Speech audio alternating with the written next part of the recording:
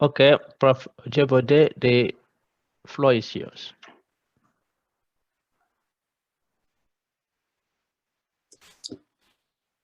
Thank you very much. Good evening, Good evening, everyone.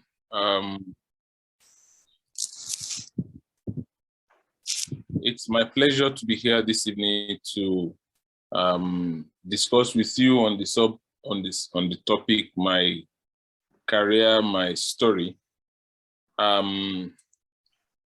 Please, if you are not hearing my voice, kindly drop a message on the chat box, and I am going to, or if there is any problem, or if I've said something you want me to say again or something, then I will say it. I'll keep an eye on the chat box, please.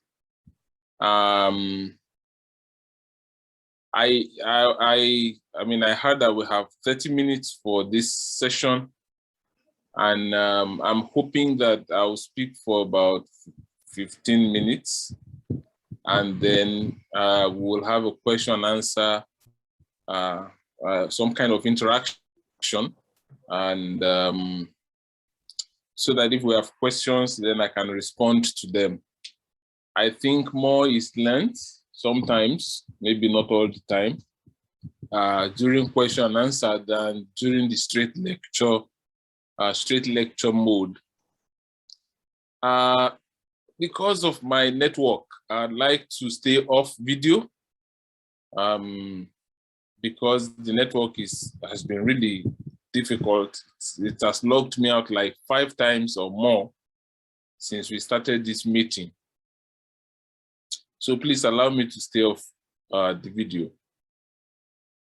My name is Ojebode, and I am a professor of applied communication in the University of Ibadan, Nigeria. I teach in the Department of Communication and Language Arts of that university. I have been a lecturer in that university for 21 years and a few months. I have been a professor since 2013. That's 8 years and a few months. I'm 51 years old. I obtained my doctorate in 2002. So that's some years ago. I think 19 years, something like that. My specialization is applied communication, as it is written in the books.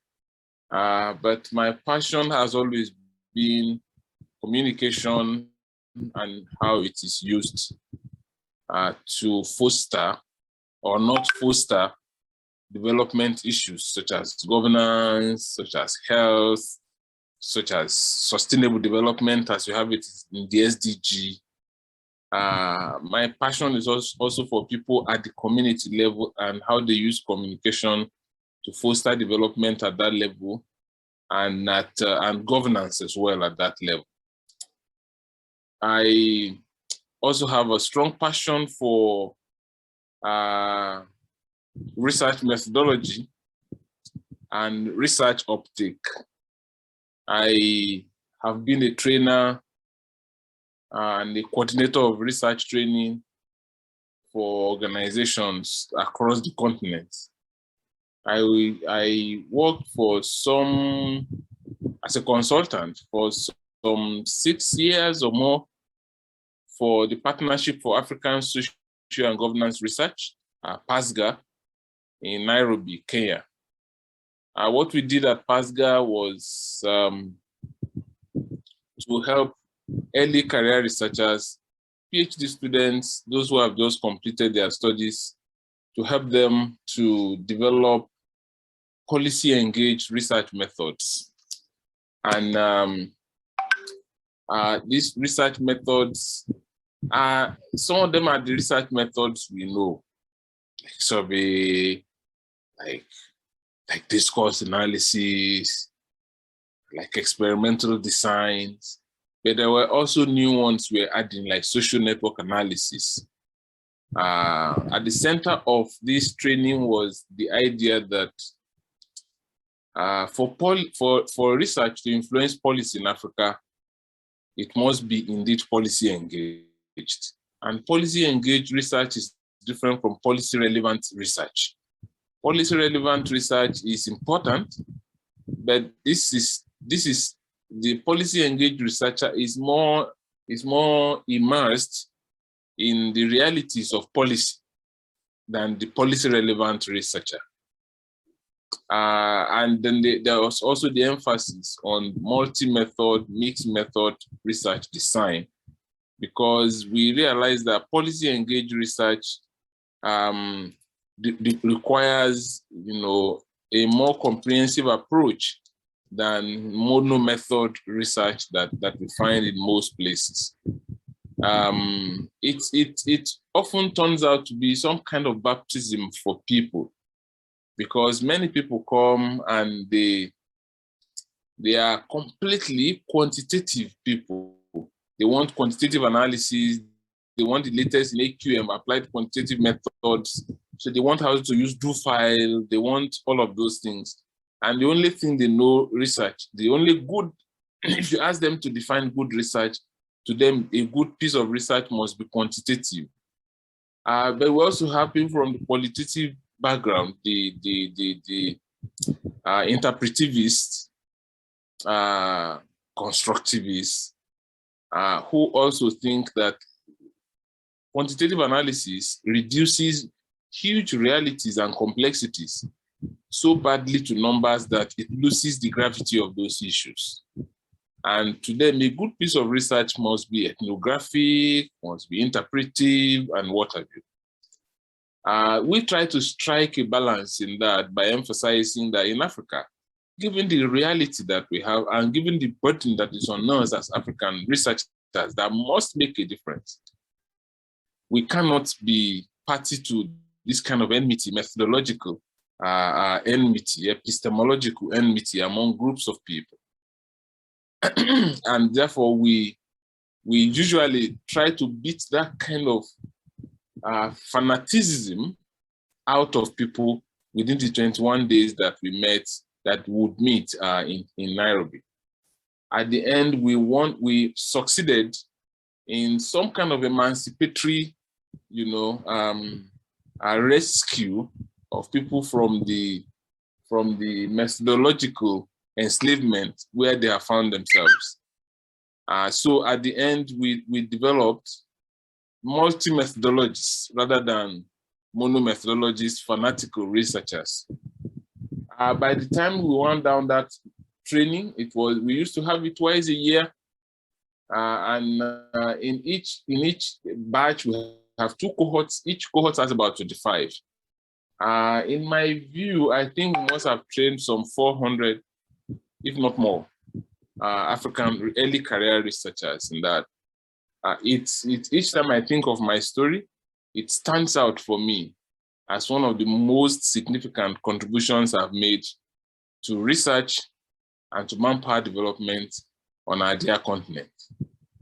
But yeah, so I have started my story from the end. Maybe I should, now that I've told you what I do and who I am, maybe I should then tell you how I came to be here. So I was born in 1970, and I completed primary school I started primary school at the age of 6, 1976. I started secondary school at the age of 12, 1982, and I completed secondary school education in 1987 at the age of 17. I was lucky to be admitted to the university the following year, Obafemi Awolowo University, for a 4-year degree program. There I studied English education. So I had always wanted to be a teacher, and so I had no problem choosing English education. In 1992, I graduated, and in Nigeria, I can see many Nigerians are here. The 1-year National Youth Service Corps is compulsory, unless you were you were 30. I was just 21, going to be 22. So I spent 1 year serving the nation in the southeastern part of Nigeria, specifically because Nigerians are here, so they know. Imo State, in Ayobami local government in Imo State, where I was an English teacher to the graduating class. After that, I went back for a master's degree in language education, and that was 1990. It was supposed to have been 1993, 94, but then the strikes in Nigeria. So I think we finished around 95, and then I had to look for means of survival because even the masters, my parents couldn't fund me for masters. I mean, I felt they also had done enough, having sent me to school through the university, so that was enough. So I had to find my own means of survival for the masters. I ran into somebody who really liked me and said, "Okay, I am going to pay your fees, and I'm also going to support you with X amount of naira every month. So you have to live by that little amount of money." And so that was how I managed to complete my masters. And so I went out. After submitting my project, I went out and I knew, the end had come for the support that this man promised me. And I remember I had some money on me, like maybe 2 naira or 5 naira. So I typed my CV on Pica. If you know Pica, manual typewriter called Pica. There were 2 types of manual typewriter in those days. One is Elite, the other is Pica. And then I went from place to place, just dropping these copies of CV. And the first place I went, they were preparing students for RSA, which is a typewriter secretarial administrative diploma. And they said, we have been looking for an English teacher. Our English teacher left yesterday. Did he send you here? And I told them no. So that was how I got a job that day. I started teaching and I was paid 800 naira per month. That was really small, but it paid my rent, which was 150 naira. So I had something like 650 naira to live with. That's about $1 today, right? It probably was like $2 then, or $3, maybe. Maybe $3 then, maybe a bit more. So that's how life started, but I knew I had to do a PhD. So from one dead-end kind of job to another, I taught in a regular secondary school. I worked as a research assistant in a private research firm, and then I worked as a language instructor in an institute that was quite big and it was international. So from earning 2,100 from that regular secondary school, I got that job in the institute and I was paid 14,000 naira. I mean, the money was so much I didn't even know what to do. I mean, the rise from 2,000 to 2,100 to 14,000 was massive, and within a year of doing that, I thought, well, if life is going to be this good, then maybe I should complicate it a bit more. Within a few months of getting that job, I resumed for my PhD in communication and language arts this time. And shortly after that, I thought life was going too easy. I needed to add some complications to it. So I decided to get married. And my life got a bit more excited and positively complicated. And yeah, so. But those years between the time I finished my master's and the time I got the job with that institute were really tough years for me. There were days my 800 naira per month couldn't take me to the end of the month. And so there were days of real need, of hunger. I always made sure I paid my rent because I didn't want to be kicked out. There were days of trekking so many kilometers to get to work or to get, because then I started supplementing with house lesson as well. And so there were days I had to trek really long distances from one home to another to go and teach and supplement for house lessons. The best of those house lessons paid me 50 naira per hour, and many of them are still owing me till these days. I mean, this is probably almost 25 years ago, 30. Then I enrolled on the PhD and I completed it in 4.5 years. And in my department, people thought that was fast. That when I became a lecturer, I decided I was going to break my own record. And I supervised somebody who completed her PhD 3 years and a few months. And people thought that was scandalous, but there is no rule broken. And the PhD was adjudged one of the very good ones. She's all over the place now as a result of the papers published from her PhD thesis. It made me very happy because I succeeded in demonstrating that we can make life easier for people than it was for us, and that we do not lose anything if we go the extra mile to do that, to make life easier for people. It does not diminish us. I think it even tends to enrich us and make us stronger. So now I finished my PhD in 2002, and by then I had been offered employment in my department. So I stayed on. And then I continued my publication. So in 2013, I was promoted professor. Actually, it was in 2016 that I applied for 2013, and it took 3 years to process it again, which was not too long, which was not fast, but not too long. My research activities have seen me work at several universities as a visiting fellow or a visiting researcher or a visiting professor. In 2007, I was a guest at the Center for Research in Inequality and Human Security, called CRIS, in the University of Oxford. 2008, I was for 6 months a visiting scholar, or visiting researcher at the Penn State University in the United States, College of Communications. In 2010, I was for 3 months a visiting fellow at the African Studies Center in the University of Leiden in the Netherlands. In 2011, yes, 2011 was my last fellowship. I was visiting fellow at the Netherlands Institute for Advanced Studies in Humanities and Social Sciences in Barcelona, in the Netherlands, for 3 months. Then I became, that was 2011, then I became head of department in 2011. And I thought I was going to be head of department for 2 years. I ended up spending 9 years. So all the years that I was head of department, I couldn't go for any fellowship. And when I finished in 2019, it's like I handed over my head of HOD-ship to COVID. So that is where I am. I have been part of international collaborative research, a few of them. I led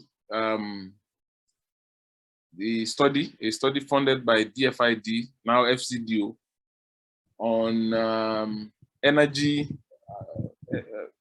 what we call it, we call it demanding energy. It's about protests around energy issues and the conditions that make these protests escalate or de-escalate.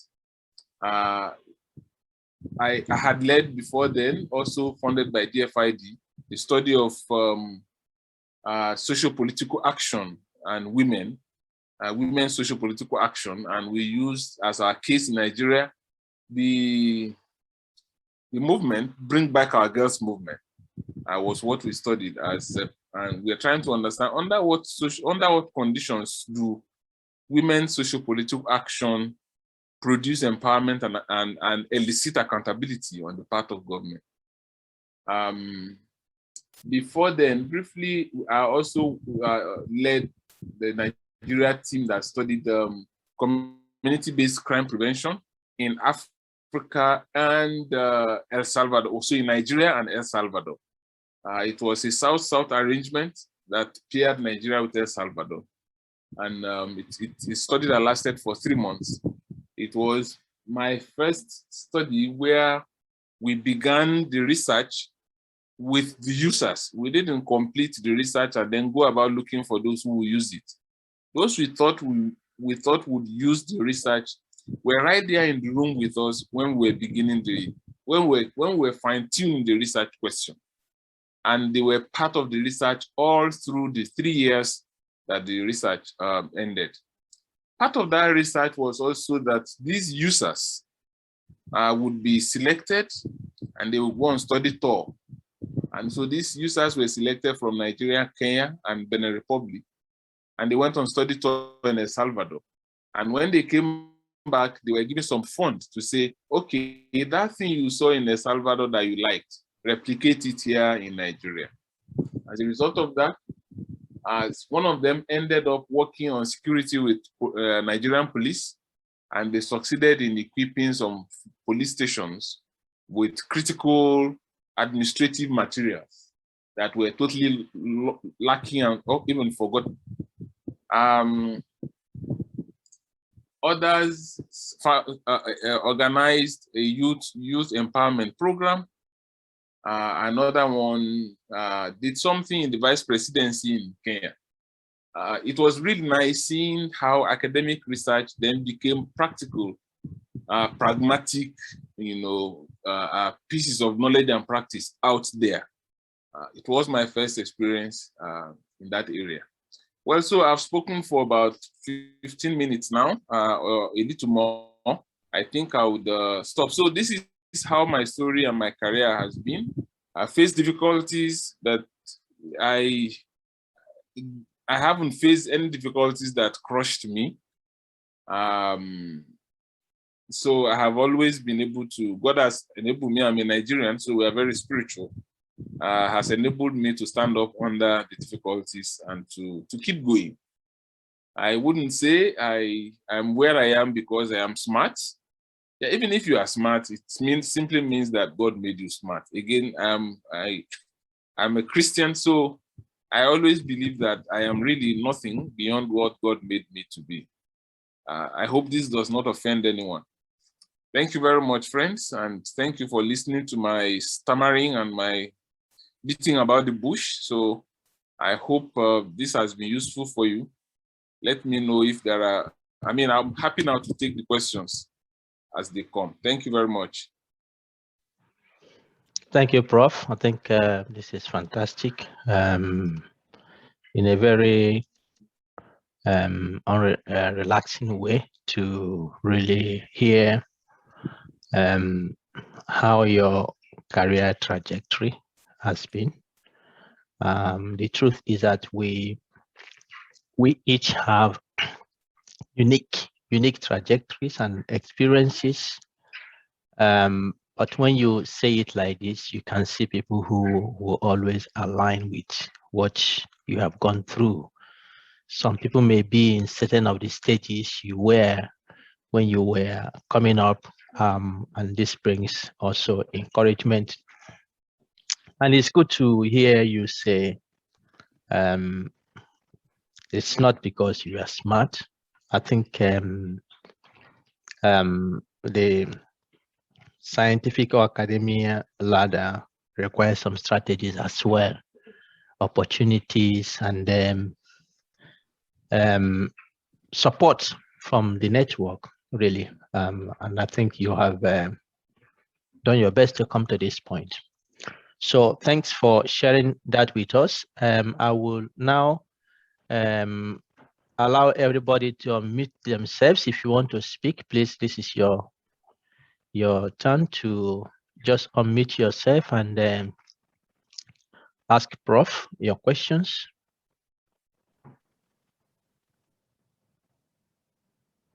Yeah, Prof, there is a question here. Someone wants you, if you could share with us some of the lessons you learned during your difficult moment then. Okay. All right. Should I go ahead straight or should we? No, just go ahead. I think you can answer the Okay. Thank you very much, James. Well, the lessons I learned about, during my difficult moments are still very much with me. And I like to emphasize the lessons rather than difficult moments. I did say that between the time that I completed my master's and the time I started working with the institute, International Institute for Tropical Agriculture, IITA, as a language instructor, things were really tough. And at some point, I also stopped working there because my work was a contract. And once the people I was teaching English were able to speak some fairly good English, the institute told me to stop coming until then. If there were more people who were newly posted in and couldn't speak English, then I'll be called in, and then I'll organize these English classes for another 3 months, and then I'll be paid good money, and then I'll be told, bye-bye, God bless, go away. So my income after that 1 year of contract, another 6 months of contract, the rest was checkered, 3 months, and then they break, and so on and so forth. By then, we already had children.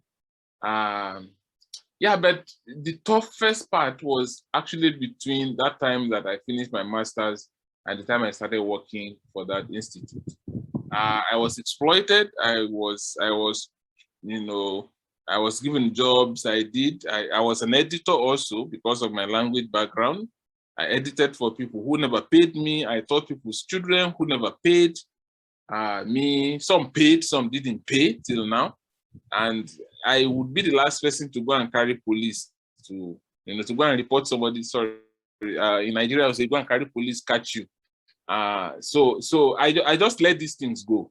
But the key lesson I learned there, which I really, really want to emphasize, please permit me if I talk for too long on this, was that along this life's journey, every opportunity that I had to develop the human capital, I seized. Every opportunity that I had to develop my capital, my human capital, I seized that opportunity. Some I even paid. Now, in the school that I reported and I was paying, I was teaching English and they were paying me 800 naira per month. They had a typing pool and I didn't know how to type. So I went and met them and I said, I want to learn typing. And then they say, yeah, if you want to learn typing, then you have to pay. How much would I pay from 800 naira? What really would be left? 800 naira for 4 weeks. What would be left? So I racked my brain and I said, look, wait, suppose we do this. Give me another topic to teach, and then I'll teach that topic free. And then the money you would pay me for that, then you will take it to be the money I'm paying for my school fees for typing. They said, good idea. And so they asked me to teach commerce. So I was teaching English, which was my passion. And then I was teaching commerce also, which I now used as school fees for me to learn typing. Right. Okay, so I did that. Well, I started learning typing. Then shortly I discovered that in that typing pool, there were like 40 typewriters. I didn't know that only about 4 of them were working. And so if it was time for typing and I was in the typing pool doing my own personal practice, then the students will come and then they will be standing. More or less like you are an intruder here. So I will have to leave, and then they will use you will see like 5 students using one typewriter. And so I continued until I mastered really basic typing. From there, I went to interview for a teaching appointment in a private school. And a professor was there who later became a mentor to me.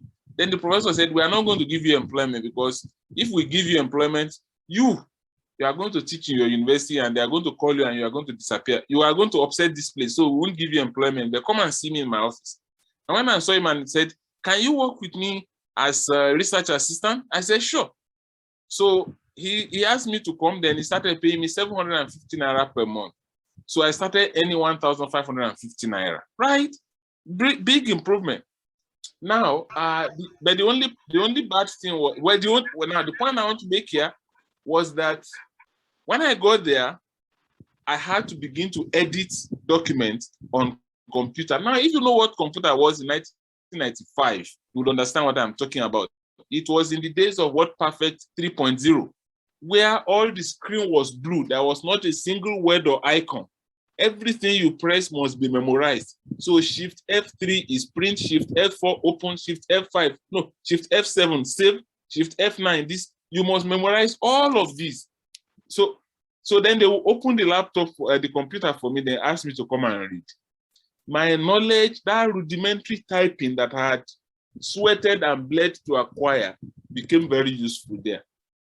And then I told myself, that was my first appearance before a computer, believe me. I was a graduate with a master's degree. That was the first time I would be touching a computer in 1995.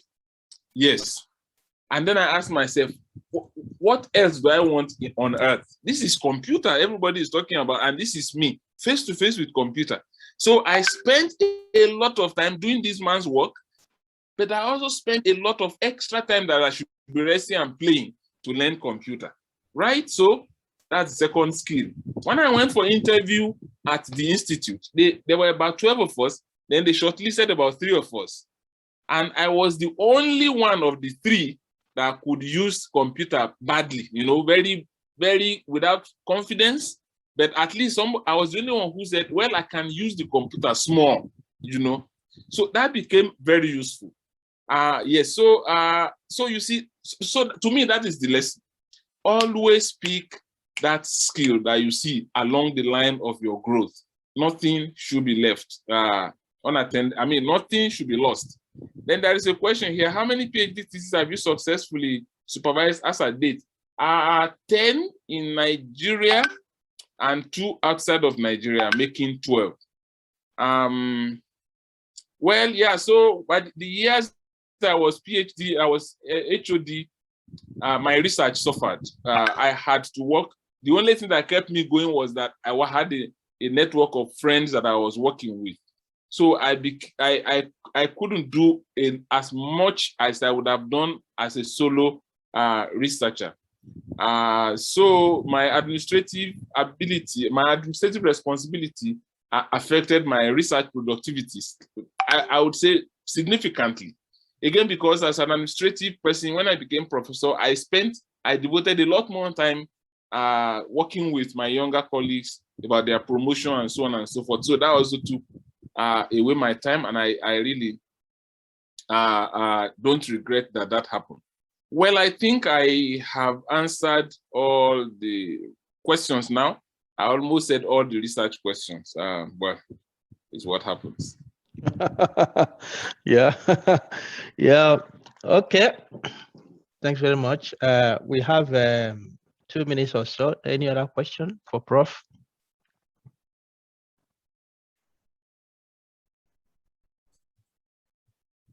One thing is that this forum allows anybody who has a story to tell. Prof has told his own, and we all have our own stories. Please, next year we'll continue on this trajectory. Come up with your own story. You never know who will be inspired, as we have been inspired this evening.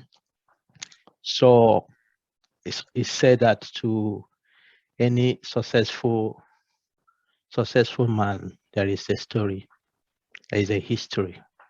Okay. Yeah, Prof, there is one here. Let's see. Did you say? Yeah, well, yes. Well, if you know commerce, at the level that I taught it, it's secondary school commerce. And I took commerce in secondary school. So what is Nigerian Ports Authority? What are the functions of Nigerian Ports Authority? What is Obrema Fadae? What are the advantages and disadvantages of Obrema Fadae? What is, you know, all of those are the things, insurance and things like that. So I just went back to my old commerce notes and textbooks and I read them up. So I was able to teach. RSA is really like secondary school, yeah, but with a lot of focus on secretarial work, typing, and so on and so forth. So that was what it wasn't funny, but I just had to sit up and read up and prepare, and taught the course. Thank you. Yeah. So, Prof. So one advice you are giving here is that never say never. Yeah. So that is it. That is very important. So you have to push on. Take every opportunity you have. That's what Prof is saying, and learn. You can learn from just doing things that you have not done before. You can learn a lot. Okay, thanks very much, Prof. I think I will bring us back now to the main room in a minute so that we can close for this evening. Thank you.